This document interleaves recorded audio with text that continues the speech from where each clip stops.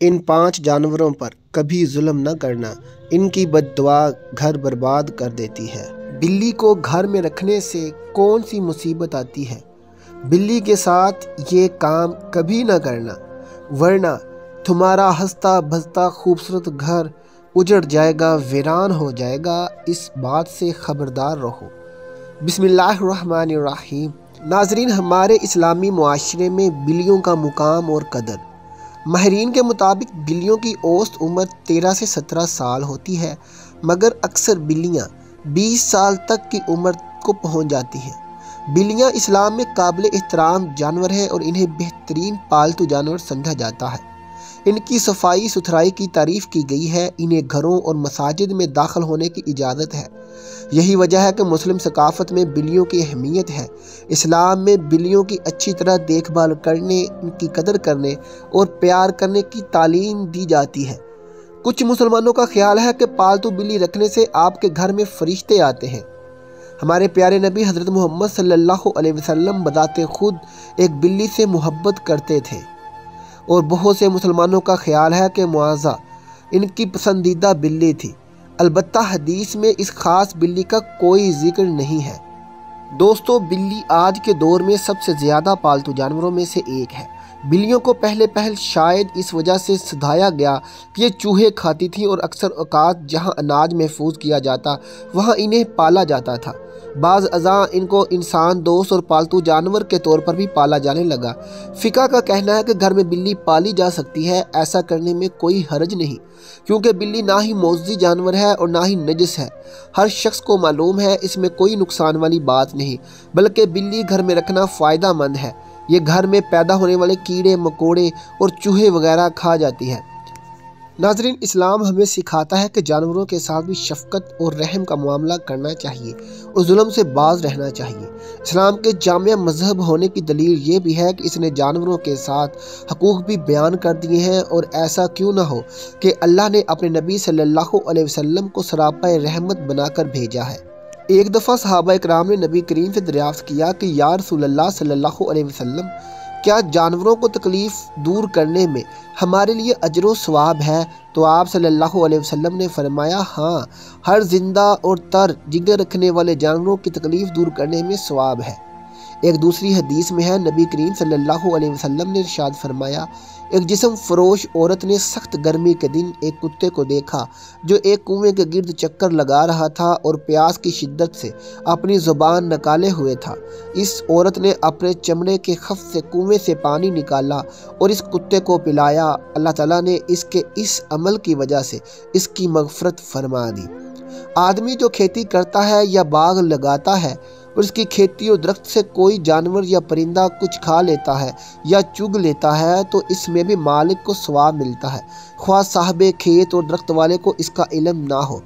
نبی کریم صلی اللہ علیہ وسلم نے ارشاد فرمایا، جو مسلمان کوئی درخت لگاتا ہے یا کھیتی کرتا ہے اور اس درخت یا کھیتی میں سے کوئی چڑیا یا آدمی یا جانور کھاتا ہے تو اس لگانے والے یا بونے والے کو صدقہ کا ثواب ملتا ہے۔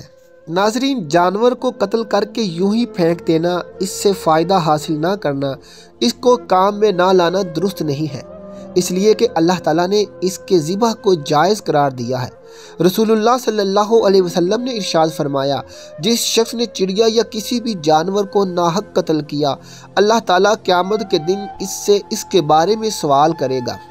کسی نے دریافت کیا، یا رسول اللہ صلی اللہ علیہ وسلم، اس کا حق کیا ہے؟ آپ صلی اللہ علیہ وسلم نے فرمایا، اس کا حق یہ ہے کہ تم اس کو ذبح کر کے کھاؤ، نہ یہ کہ اس کا سر کاٹ کر اسے پھینک دو۔ رسول اللہ صلی اللہ علیہ وسلم نے ارشاد فرمایا، جس نے کسی چڑیا کو بلا فائدہ قتل کیا، وہ قیامت کے دن اللہ تبارک و تعالیٰ سے فریاد کرے گی کہ اے اللہ، اس نے مجھے بیکار قتل کیا اور مجھے فائدے کے لیے قتل نہیں کیا۔ حضرت سلیمان علیہ السلام نے فرمایا، 5 جانور اور پرندے ایسے ہیں جن کی دعا اور بد دعا فوراً قبول ہوتی ہے۔ ان کی بد دعا سے بچنا، ان جانوروں کی خدمت کرنا، ان پرندوں کو پانی پلانا، انہیں دانہ ڈالنا، ان سے دعا لینے کی کوشش کرنا۔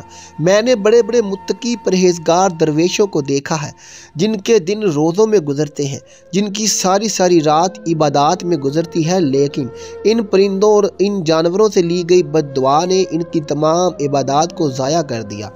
لوگوں نے پوچھا حضرت وہ کون سے پرندے اور جانور ہیں جن کی دعا اور بد دعا فوراً قبول ہو جاتی ہے؟ تو حضرت سلیمان علیہ السلام نے فرمایا نمبر 1 کبوتر۔ کبوتر ایک ایسا پرندہ ہے جو اللہ تعالیٰ کے نبیوں سے محبت کرتا ہے، جو اللہ تعالیٰ کی عبادت میں مصروف رہتا ہے۔ ہر وقت اس کی زبان پر اللہ تعالیٰ کا ورد جاری رہتا ہے، ذکر الہی جاری رہتا ہے۔ کبوتر جب نیند سے اٹھتا ہے تو اٹھتے ہی اللہ کا ذکر کرتا ہے، پھر اللہ کا ذکر پورا دن یہ کرتا ہی رہتا ہے۔ کبوتر جب پرواز کرتا ہے تو پرواز کرتے وقت بھی یہ اللہ پڑھتا ہی جاتا ہے، ادھر سے اللہ کا ذکر کرتا جاتا ہے، ادھر سے پرواز بڑھتی جاتی ہے، پرواز کرتا کرتا بلندی پر پہنچ جاتا ہے، اللہ کا ذکر اسے بہت بلندی پر پہنچا دیتا ہے۔ فرمایا نمبر 2 میں نے بہت سے متقی پرہیزگاروں کو دیکھا، درویشوں کو دیکھا، بہت بڑے عبادت گزاروں کو دیکھا، دعا ان کی بھی اتنی جلدی قبول نہیں ہوتی جتنی بلی کی دعا قبول ہوتی ہے۔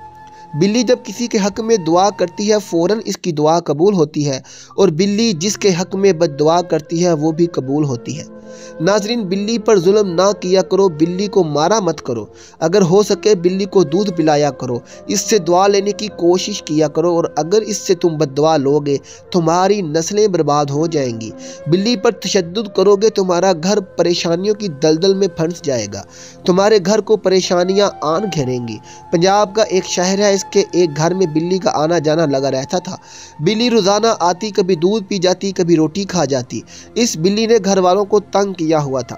ایک دن گھر کے مالک کو غصہ آیا، وہ بلی پر برس پڑا۔ بلی کو اس نے بڑی مشکل سے پکڑا، غصے میں آگ بگولا ہو کر بلی کو مارا پیٹا، اس قدر پیٹا کہ وہ وہیں بیچاری تڑپتی تڑپتی مر گئی۔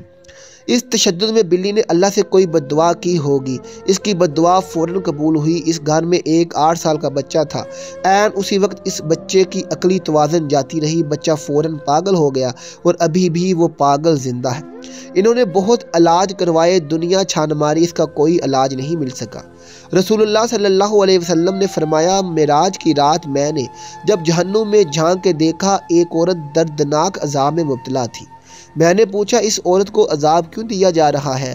تو جبرائیل امین علیہ السلام نے مجھے بتایا یا رسول اللہ صلی اللہ علیہ وسلم، یہ وہ عورت ہے جس نے بلی کو اپنے گھر میں اس حال میں باندھ کے رکھا تھا کہ نہ تو یہ بلی کو دودھ پلاتی تھی، نہ یہ بلی کو پانی پلاتی تھی، اور بلی وہیں پیاس ہی پیاس میں تڑپتی تڑپتی مر گئی۔ بلی کا پیاس کی وجہ سے تڑپنا اس کی تباہی کا ذریعہ بن گیا، بس بلی کی بد دعا نے اسے دردناک عذاب میں مبتلا کر دیا۔ آپ نے فرمایا نمبر 3 چڑیا۔ چڑیا ایک ایسا پرندہ ہے جسے اللہ نے بے حد پسند فرمایا ہے، چڑیا کو اللہ بہت پسند فرماتا ہے۔ حضرت سلیمان علیہ السلام فرماتے ہیں چڑیا کے اندر 3 خصوصیات ایسی ہیں جو باقی کسی پرندے کے اندر نہیں۔ لوگوں نے پوچھا حضرت وہ 3 خصوصیات کون کون سی ہیں؟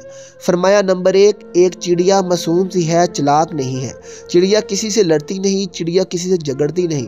فرمایا چڑیا کا جو ایمان ہوتا ہے وہ ایک عبادت گزار شخص سے بھی بڑھ کر کامل ایمان ہوتا ہے۔ چڑیا کامل ایمان رکھنے والی ہوتی ہے، کل کے لیے آج کے دن میں کوئی دانہ پانی اکٹھا جمع کر کے نہیں رکھتی کہ یہ کل کھاؤں گی، کیونکہ چڑیا کا ایمان ہے، یقین ہے اگر اللہ نے مجھے کل تک زندہ رکھا تو اللہ تعالیٰ مجھے رزق ضرور دے گا۔ فرمایا تیسری خصوصیت چڑیا ہر وقت اللہ تعالیٰ کی یاد میں مصروف رہتی ہے، ہر وقت اللہ تعالیٰ کا ذکر کرتی رہتی ہے۔ کتا ایک ایسا جانور ہے، لوگ اسے مارتے ہیں اس وجہ سے کہ اسے مارنے سے کوئی گناہ نہیں ہوتا۔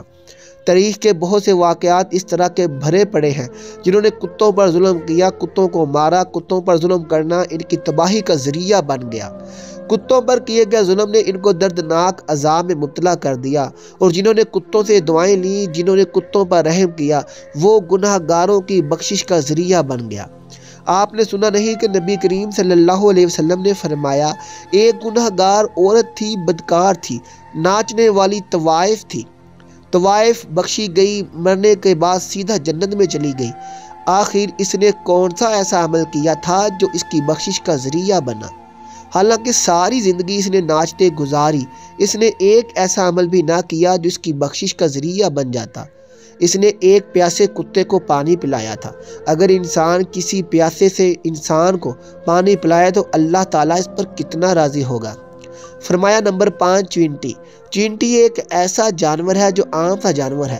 فرمایا چینٹی کو پاؤں تلے نہ روندا کرو، اگر تمہیں ان چینٹیوں کی اہمیت کا پتہ چل جائے تو تم مرتے دم تک کبھی بھی چینٹیوں کو پیروں تلے نہیں روندو گے۔ اگر تم انہیں روندو گے، اگر یہ غلطی کرو گے تو یاد رکھنا رزق سے ہاتھ دھو بیٹھو گے۔ اگر تمہارے ہاتھ سے کھانے پینے کی کوئی چیز نیچے گر جائے تو اسے چینٹیوں کے لیے نیچے رہنے دیا کرو۔ چینٹیاں کھانا کھائیں گی، تمہارے حق میں دعائیں کریں گی، ان کی دعا اللہ تعالیٰ قبول فرمائے گا۔ اللہ تعالیٰ انہی کی دعاؤں کے صدقے تمہیں رزق وسیع عطا کرے گا۔ فرمایا سب کچھ کرنا، ان 5 جانور اور پرندوں سے بد دعائیں نہ لینا، کوشش کرنا دعائیں لینے کی۔ ناظرین سوچو، اگر کوئی پرندوں کی خدمت کرے بخشا جائے، اور اگر کوئی جانوروں کی خدمت کرے تو بخشا جائے، تو اگر کوئی انسان کی خدمت کرے تو اللہ تعالیٰ اسے کتنا اجر دے گا، اس کا ہم اندازہ ہی نہیں کر سکتے۔ اللہ سے دعا ہے کہ اللہ تعالیٰ ہمیں بہتر نصیحتوں پر عمل کرنے کی توفیق عطا فرمائے اور ہمیں حضور کی سنت کے مطابق زندگی گزارنے کی توفیق دے، آمین۔ ناظرین آخر میں کومنٹ میں اللہ کے 99 ناموں میں سے ایک نام لکھ دیں۔ ملتے ہیں اگلی ویڈیو کے ساتھ، اپنا خیال رکھیے گا، اللہ حافظ۔